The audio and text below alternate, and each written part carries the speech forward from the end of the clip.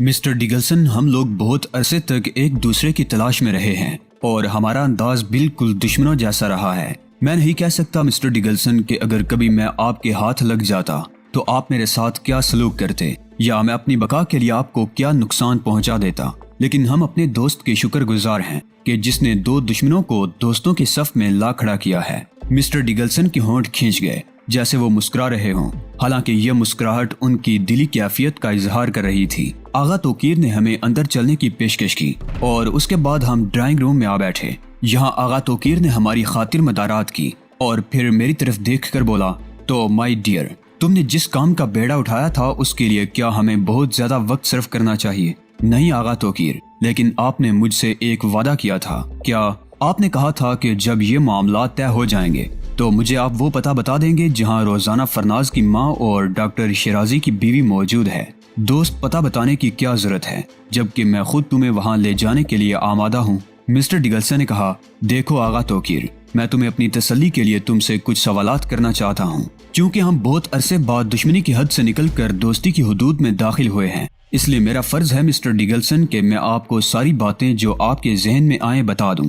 آغا توقیر، پہلی بات تو یہ ہے کہ مجھے روزانہ فرناز کو تمہارے سامنے لانا پڑے گا۔ اگر آپ اس کی جگہ اس کے فرائض سر انجام دے سکتے ہیں مسٹر ڈگلسن، تو میں آپ سے قطعی طور پر یہ نہیں کہوں گا کہ آپ اسے میرے سامنے لائیے۔ آغا توقیر کی بات میں مذاق جھلک رہا تھا۔ مسٹر ڈگلسن نے گردن ہلاتے ہوئے کہا، دراصل ڈاکٹر شیرانی جس قدر عظیم انسان تھا اور جس اعلیٰ صلاحیتوں کا مالک تھا، اس کے بعد اس کی موت اس قوم کے لیے ہی نہیں بلکہ دنیا کے لیے ایک بدترین سانحہ قرار دی جا سکتی ہے۔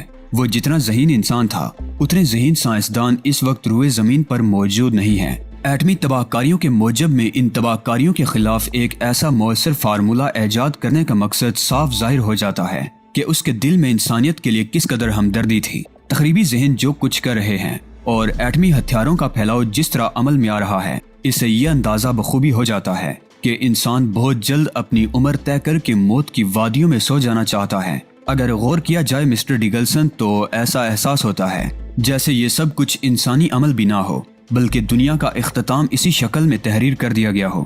اور ظاہر یہی ہے، عمل کے لیے کچھ نہ کچھ درکار تو ہوتا ہی ہے۔ چنانچہ انسان خود اپنی موت کا جو سامان کر رہا ہے اس کو دیکھتے ہوئے یہ اندازہ ہو جاتا ہے کہ کوئی بھی لمحہ صرف ایک لمحہ اس دنیا کو نیست و نابود کرنے کے لیے کافی ہے۔ اس کے لیے مکمل طور پر بندوبست ہو چکا ہے۔ خوشنما درخت اور سبزہ زرد اور حسین برف پوش پہاڑ، دنیا کے حسین ترین مناظر ختم کرنے کے لیے انسان نے اپنی تمام تر صلاحیتیں آزما ڈالی ہیں۔ اور اگر ہم یہ سوچیں کہ یہ انسانی صلاحیتیں نہیں ہیں بلکہ دنیا کو اسی عمل سے گزرنا تھا، تو میں یوں سمجھتا ہوں اس پر بھی غور کیا جا سکتا ہے۔ میرا خیال ہے میں غلط بحث میں الجھ گیا۔ کہنا یہ تھا کہ ڈاکٹر شیرانی کی ذہانت بے مثال تھی۔ اس نے مقدور بر کوشش یہ کر ڈالی کہ تباہ کاری اس طرح نہ پھیل سکے کہ انسان کا دنیا سے وجود ہی مٹ جائے۔ جب ایک شخص نے دنیا کی بقا کے لیے اپنی زندگی دے ڈالی تو یہ فرض ہم پر بھی عائد ہوتا ہے کہ اور کچھ نہ سہی تو کم از کم اس کے اس منصوبے کو عملی شکل دینے کے لیے اپنی جیسی کوشش کر لیں۔ ڈاکٹر شیرانی کو یہ احساس ہو گیا تھا کہ اس فارمولے کے حصول کے لیے بڑی قوتیں سرگرداں ہو جائیں گی، چنانچہ اس نے ایک انوکھے طریقے پر وہ فارمولہ پوشیدہ کر دیا اور اپنی بیٹی کو اس کا شکار بنا دیا۔ کیفیت یہ ہے کہ ڈاکٹر شیرانی تو بیچارہ ختم ہو گیا۔ فارمولے کا راز اس کی بیوی کے پاس موجود ہے، لیکن اس کی بیوی نہیں جانتی کہ وہ کتنے بڑے راز کی امین ہے۔ البتہ بیٹی کے ذہن میں ایک خانہ محفوظ کر کے ڈاکٹر شیرانی نے اس میں وہ راز رکھ دیا جس میں فارمولے کی جگہ درج ہے، اور اس کے بعد اس نے بیٹی کے ذہن کی خلیوں کو منتشر کر کے اسے اس کا ماضی اسی شکل میں یاد آ سکتا ہے جب اس کی ماں اس کی آنکھوں کے سامنے آ جائے۔ جو ہی اس کی ماں اس کی آنکھوں کے سامنے آئے گی، اس کے ذہن کے اس خانے کی تاریکیاں مٹ جائیں گی اور فارمولے کا راز بھی اس کے پاس موجود ہوگا، اور اس وقت روزانہ فرناز اس فارمولے کی جگہ کا صحیح تعین کر کے ہمیں اس کے بارے میں بتا سکتی ہے۔ ایسی حالت میں تم بہتر سمجھتے ہو مسٹر ڈگلسن کہ روزانہ فرناز کو اس کی ماں کے سامنے لے جانا کس قدر ضروری ہے۔ آغا توقیر خاموش ہو گیا۔ مسٹر ڈگلسن پھٹی پھٹی نگاہوں سے آغا توقیر کو دیکھ رہے تھے۔ پھر انہوں نے کہا، تمہارا اس سلسلے میں کیا منصوبہ ہے آغا توقیر؟ صرف اور صرف ایک، وہ یہ کہ فارمولہ حاصل کر کے چین کے حوالے کر دیا جائے۔ امن پسند قوموں میں اس وقت چین ایک واحد قوت ہے جو دنیا میں امن پسندی کا ثبوت دے رہی ہے اور اپنی قوت بحال رکھتے ہوئے اس بات کے لیے کوشاں ہے کہ دنیا اس طرح تباہی کا شکار نہ ہو۔ وہ ہمیشہ حق و صداقت کا ساتھ دیتی رہی ہے اور اب بھی اس کا یہی انداز اور یہی رویہ ہے۔ ہم اسے انتہائی قابل اعتماد ساتھی پاتے ہیں اور ہمیں یقین ہے کہ اگر یہ فارمولہ حکومت چین کے حوالے کر دیا جائے تو اس پر عمل کر کے وہ ڈاکٹر شیرانی کے مشن کو پورا کر سکتی ہے۔ ڈگلسن کے چہرے کے تاثرات بدلنے لگے۔ اس نے کہا، مگر اس سے ہمیں کیا حاصل ہوگا؟ تم نے غور کیا میرے دوست مسٹر ڈگلسن کس سوچ کے حامل ہیں؟ وہ اس بات کو اہمیت نہیں دیتے کہ دنیا تباہی کے غار میں نہ گرنے پائے، بلکہ وہ یہ سوچتے ہیں کہ ان کا اپنا اس میں کیا مفاد وابستہ ہے۔ مسٹر ڈگلسن بولے، نہیں آغا توقیر، میرا یہ مطلب نہیں ہے، قطعی میرا یہ مطلب نہیں ہے، بلکہ میں یہ سوچ رہا تھا کہ ڈگلسن اپنا جملہ پورا نہ کر سکے کیونکہ شاید اس کے بعد کچھ کہنے کے لیے ان کے پاس الفاظ نہیں تھے۔ پھر چند لمحات کے لیے خاموشی چھا گئی اور اس کے بعد مسٹر ڈگلسن نے کہا، میں تمہارے ساتھ بھرپور تعاون کرنے کے لیے تیار ہوں۔ آغا توقیر کے ہونٹوں پر مسکراہٹ پھیل گئی۔ اس نے کہا، ہاں مسٹر ڈگلسن، انسانیت کی بنیادوں پر بھی ضرور سوچئے۔ ہمارا اپنا مفاد بس یہی ہے کہ دنیا تباہی کے غار میں نہ گرنے پائے۔ ٹھیک ہے، ہمیں اس کا کوئی حصہ نہیں ملے گا، لیکن ہمارے ضمیر تو مطمئن ہوں گے کہ ہم نے اپنا فرض انجام دینے کے لیے تھوڑے بہت ہاتھ پاؤں ہلائے۔ اب کیا پروگرام رہے گا؟ میں سمجھتا ہوں نیک کام کے لیے وقت کا تعین ضروری نہیں ہوتا، جب بھی اس کا آغاز ہو جائے، اور میرے خیال میں یہ وقت نہایت موزوں ہے، تو پھر ابتدا کہاں سے کی جائے؟ مسٹر ڈگلسن نے سوال کیا۔ روزانہ فرناز کو آپ یہاں لے آئیے، اس کے بعد ہم اپنے سفر کا آغاز کر دیں گے۔ میں نے فوراً ہی اس میں تھوڑی سی ترمیم کرتے ہوئے کہا، میں سمجھتا ہوں آغا توقیر، روزانہ فرناز کو لانے کی ضرورت نہیں ہے، بلکہ آپ جس انداز میں اپنے سفر کا آغاز کرنا چاہتے ہیں کر دیجئے گا۔ راستے ہی میں مسٹر ڈگلسن ہمیں وہاں لے جائیں گے جہاں روزانہ فرناز موجود ہے، اور وہاں سے اسے ساتھ لے لیا جائے گا۔ ٹھیک ہے، مجھے اعتراض نہیں ہے، آغا توقیر نے کہا، اور اس کے بعد تیاریاں ہونے لگی۔ میں ایک لمحے کے لیے اپنے دل میں کچھ سوچنے لگا تھا۔ آفتاب کمال کا خیال آ گیا تھا، لیکن اب جو کچھ ہونا تھا اس کا آغاز ہو چکا تھا۔ مجھے بھرطور آفتاب کمال پر بھروسہ کرنا ہی تھا۔ جو لوگ جانے کے لیے تیار ہوئے ان کی تعداد 9 تھی، اور 10ویں اور 11ویں میں اور مسٹر ڈگلسن تھے۔ 12ویں شخصیت روزانہ فرناز تھی، جس کو ساتھ لے جانے کے لیے ہمیں ہوٹل تک کا سفر کرنا تھا۔ 3 گاڑیاں اس مقصد کے لیے مخصوص کی گئیں اور ہم لوگ وہاں سے چل پڑے۔ مسٹر ڈگلسن کو چونکہ میں نے ساری صورتحال بتا دی تھی، چنانچہ اب وہ خاموشی سے ہمارے ساتھ تعاون کر رہے تھے۔ میں نے انداز ایسا اختیار کیا تھا جیسے مجھے خود بھی روزانہ فرناز کے بارے میں زیادہ تفصیلات معلوم نہ ہوں، اور راستے میں بھی میں نے مسٹر ڈگلسن سے آغا توقیر کے سامنے ہی یہ سوال کیا، مسٹر ڈگلسن، ہمیں کہاں چلنا ہے؟ مسٹر ڈگلسن نے ایک بار میرا چہرہ دیکھا اور پھر ہوٹل کا نام دہرا دیا جہاں روزانہ فرناز موجود تھی۔ ہم لوگ تھوڑی دیر کے بعد اس ہوٹل کے قریب پہنچ گئے جہاں مسٹر ڈگلسن نے نیچے اتر کر جانا چاہا، لیکن آغا توقیر ان کے ساتھ خود بھی چل پڑا۔ مسٹر ڈگلسن ایک لمحے کے لیے بوکھلائے، لیکن میری طرف سے اشارہ پا کر وہ خاموشی سے آغا توقیر کے ساتھ چلے گئے، اور کچھ دیر کے بعد جب وہ واپس آئے تو روزانہ فرناز ان کے ساتھ موجود تھی۔ روزانہ فرناز خاموشی سے کار میں آ کر بیٹھ گئی، اور اس کے بعد آغا توقیر دوسری گاڑی میں جا بیٹھا اور ہمیں گائیڈ کرنے لگا۔ میرا ذہن سنسنی سے بھرپور تھا، اور میں یہ سوچ رہا تھا کہ اگر صورتحال خراب ہو گئی اور آفتاب کمال ان لمحوں کو نہ پا سکا تو میری کیا درگت بنے گی۔ لیکن میں اب اتنا کچا بھی نہیں تھا کہ اپنے آپ کو بالکل ہی معذور سمجھتا۔ چنانچہ میں نے یہ فیصلہ کر لیا تھا کہ اگر صورتحال میری توقع کے مطابق نہ ہوئی تو اس کے بعد مجھے وہ عمل کرنا پڑے گا جس میں باقی تمام باتوں کو نظر انداز کر دیا جاتا ہے، اور اس کا مجھے اندازہ نہیں تھا کہ ہمیں اتنا طویل سفر طے کرنا پڑے گا۔ گاڑیاں تقریباً 2 گھنٹے تک سفر کرتی رہی تھی، اور اس دوران کئی چھوٹی چھوٹی آبادیوں کو چھوڑ دیا گیا تھا، یہاں تک کہ کاریں ایک خوبصورت قصبے میں داخل ہو گئیں جو سرسبز و شاداب تھا۔ گورات کے وقت میں اس کی شادابیوں کا بھرپور جائزہ نہیں لیا جا سکتا تھا، لیکن چاروں طرف سے چلنے والی مست ہوائیں اور ان میں شامل خوشبوئیں، اور پھر رات کی تاریکیوں کے باوجود مدھم مدھم تاروں کی چھاؤں میں نظر آنے والے مناظر نے یہ ظاہر کر دیا تھا کہ علاقہ بے حد خوبصورت ہے۔ اس علاقے کے ایک مکان کے سامنے یہ تینوں کاریں جا رکی۔ آغا توقیر نیچے اتر آیا اور اس نے ہم لوگوں کو ساتھ آنے کا اشارہ کیا۔ مکان کا احاطہ زیادہ بہتر نہیں بنا ہوا تھا، لیکن اس کا اندرونی حصہ بہت خوبصورت تھا۔ ایک وسیع و عریض لان سے گزرنے کے بعد ہم صدر دروازے پر پہنچ گئے۔ یہاں آغا توقیر نے ایک گھنٹی بجائی، اور چند لمحات کے بعد ایک عورت نے دروازہ کھول دیا۔ غالباً یہی روزانہ فرناز کی ماں تھی۔ دروازہ کھول کر اس نے آغا توقیر کو دیکھا اور پھر مطمئن انداز میں گردن ہلا کر پیچھے ہٹ گئی۔ آغا توقیر اندر داخل ہو گیا تھا۔ میں نے بھی عورت کو دیکھا۔ بڑی پروقار شخصیت کی مالک تھی، اور خصوصی بات یہ تھی کہ اس کے خد و خال روزانہ فرناز سے ملتے جلتے تھے۔ یقینی طور پر عالم جوانی میں وہ بھی بالکل روزانہ فرناز کی ہو بہو کاپی ہوگی۔ روزانہ فرناز کو مسٹر ڈگلسن کے ساتھ سب سے پیچھے رکھا گیا تھا، اور یہ ترتیب ہم نے پہلے ہی اپنے پروگرام میں شامل کر دی تھی۔ چنانچہ ہم سب ایک بڑے سے ہال میں داخل ہو گئے۔ میری نگاہیں اطراف کا جائزہ لے رہی تھی۔ ہال وسیع و عریض تھا، اور اس میں بڑی بڑی کھڑکیاں اور دروازے موجود تھے۔ ہال میں پہنچنے کے بعد آغا توقیر نے ہال کی تمام روشنیاں جلا دی اور وہ عورت آغا توقیر کی صورت دیکھنے لگی۔ پھر اس نے اپنے آس پاس پھیلے ہوئے لوگوں کو دیکھا، اس کے چہرے پر کسی قدر پریشانی کے آثار تھے۔ پھر اس نے کہا، یہ سب کیا ہے آغا توقیر؟ آج آپ کو آپ کی زندگی کے اہم واقعہ سے روشناس کرانے والا ہوں میں محترمہ یزدانہ۔ کیا کہہ رہے ہو آغا توقیر؟ تم ہمیشہ میرے سامنے ڈرامے کرتے رہے ہو، جب بھی آتے ہو کوئی نیا ڈرامہ لے کر آتے ہو، کیا بات ہے؟ محترمہ یزدانہ شیرانی، میں آپ کو آپ کی بیٹی سے ملانا چاہتا ہوں۔ عورت کے چہرے پر عجیب سے تاثرات پھیل گئے۔ اس نے حسرت بھرے لہجے میں کہا، یہ تم زندگی میں کبھی نہیں کر سکو گے۔ کتنی بار مجھ سے یہ بات کہہ چکے ہو، لیکن عورت کی آواز آنسوں میں ڈوب گئی۔ آغا توقیر نے پلٹ کر دروازے کی جانب دیکھا اور اسی وقت مسٹر ڈگلسن روزانہ فرناز کے ساتھ اندر داخل ہو گئے۔ روزانہ فرناز کھوئی کھوئی سی تھی۔ شاید مسٹر ڈگلسن نے اسے یہ بات بتا دی تھی کہ وہ اپنی ماں سے ملنے جا رہی ہے، اور اس کے چہرے پر یہ تمام تاثرات صاف نظر آ رہے تھے۔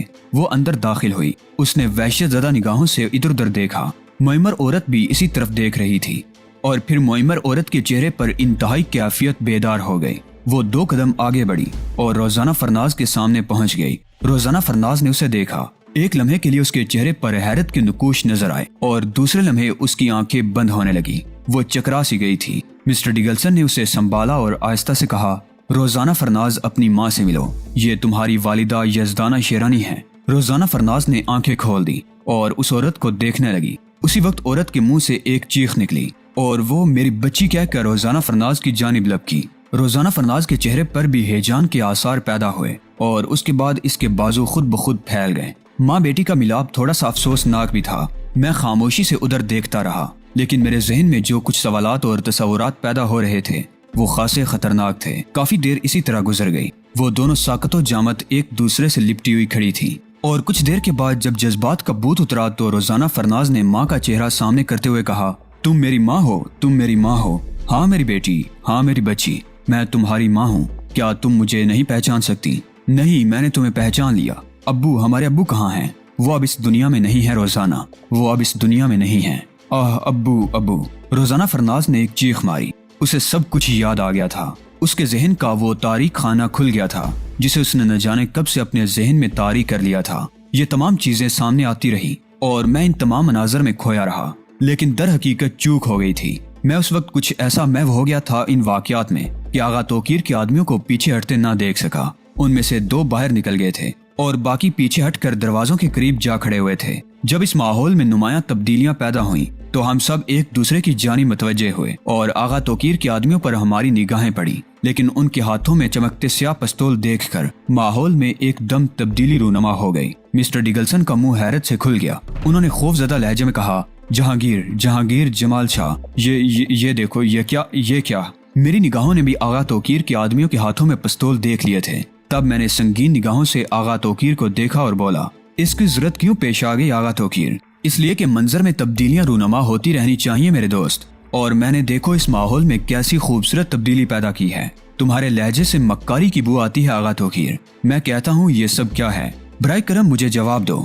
سچائی صرف یہ ہے، اس سے پہلے کی باتیں غلط تھیں۔ ہم سب ایک دوسرے کو فریب دیتے رہے، کمینے، ذلیل، بدماش، آوارہ۔ میں پہلے ہی سمجھتا تھا۔ تو اچانک مسٹر ڈگلسن دوڑے اور انہوں نے آغا توقیر پر چھلانگ لگا دی، لیکن آغا توقیر پیچھے ہٹا۔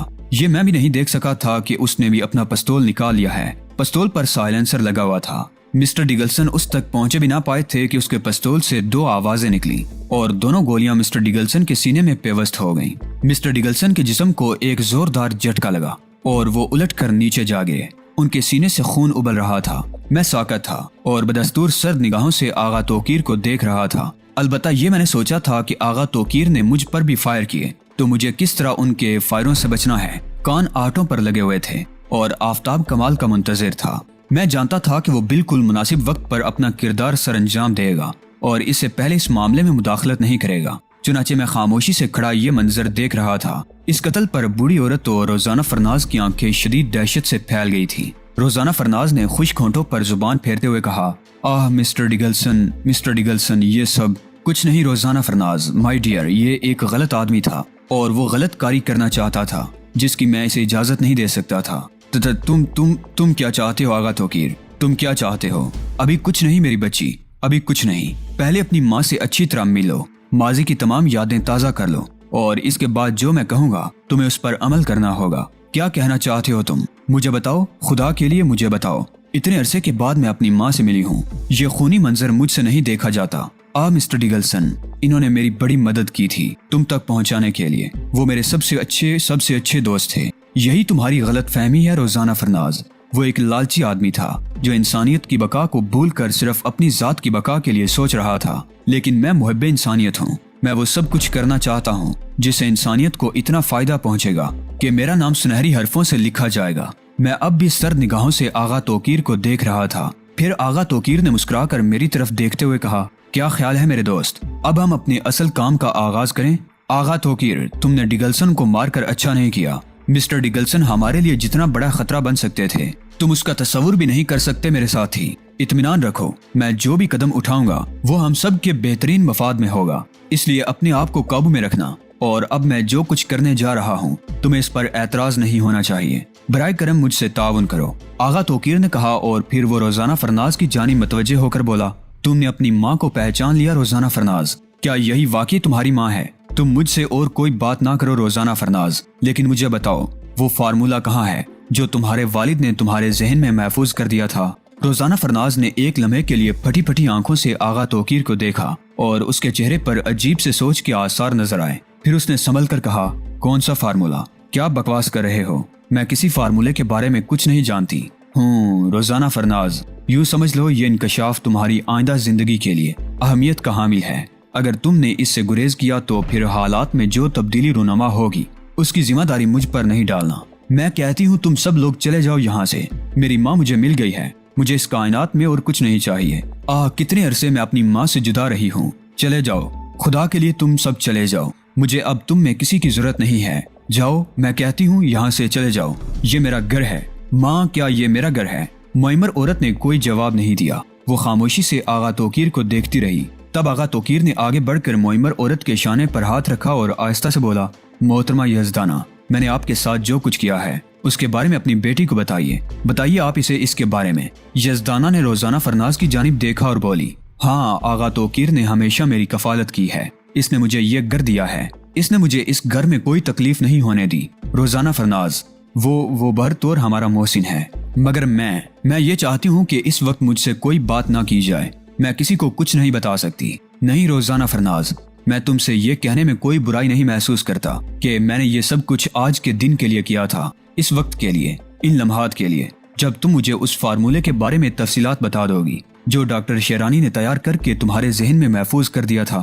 کچھ نہیں جانتی، میں کسی چیز کے بارے میں کچھ نہیں جانتی، کچھ نہیں بتاؤں گی تمہیں، سمجھے؟ ایک لفظ بھی نہیں بتاؤں گی جب تک میری ماں مجھے اس بات کی اجازت نہیں دے گی۔ تم سب جاؤ، ہمیں تنہائی میں مل بیٹھنے دو، اور اس کے بعد ہم جو فیصلہ کریں گے وہی ہمارا آخری فیصلہ ہوگا۔ تم کسی بھی طرح مجھ سے اس فارمولے کے متعلق کچھ نہیں معلوم کر سکتے۔ آغا توقیر نے اپنے دو آدمیوں کو اشارہ کیا اور وہ دونوں آگے بڑھائے، اور پھر آغا توقیر کے اشارے پر انہوں نے روزانہ فرناز کو قریب گھسیٹ لیا اور پستول کی نال اس کی پیشانی پر رکھ دی، اور روزانہ فرناز کے حلق سے ایک دہشت زدہ چیخ نکلی، لیکن مزید دو آدمیوں نے روزانہ فرناز کو جکڑ لیا تھا۔ میں اب بھی خاموش تماشائی کی حیثیت سے کھڑا ہوا تھا اور یہ دیکھ رہا تھا کہ اب اس سلسلے میں میرا کردار کیا ہونا چاہیے۔ آغا توقیر کے بارے میں نے اندازہ لگا لیا تھا کہ وہ میری طرف سے بالکل چوکنا ہے اور ہر لمحہ مجھ پر نظر رکھے ہوئے ہے، لیکن میں نے اپنے آپ کو عارضی طور پر ان معاملات سے قطعی بے تعلق قرار دے دیا تھا اور صرف ایک خاموش تماشائی کی حیثیت سے کھڑا ہوا یہ منظر دیکھ رہا تھا۔ روزانہ فرناز نے التجا آمیز نگاہوں سے میری طرف دیکھا، لیکن میں نے اس پر کوئی توجہ نہیں دی۔ آغا توقیر نے کلائی پر بنی ہوئی گھڑی سامنے کرتے ہوئے کہا، اور اگر اب تم اپنی ماں کی زندگی چاہتی ہو تو فوراً ہی مجھے اس فارمولے کے بارے میں تفصیلات بتا دو۔ وہ کہاں ہے؟ روزانہ فرناز وحشت زدہ نظر آ رہی تھی، اس کی سسکیاں جاری ہو گئی تھی۔ اس نے ماں کی طرف دیکھا اور بولی، ماں، کیا میں اسے وہ فارمولہ بتا دوں؟ یزدانہ نے کوئی جواب نہیں دیا، وہ سہمی ہوئی نگاہوں سے اس منظر کو دیکھ رہی تھی اور اس کے چہرے پر عجیب سے تاثرات تھے۔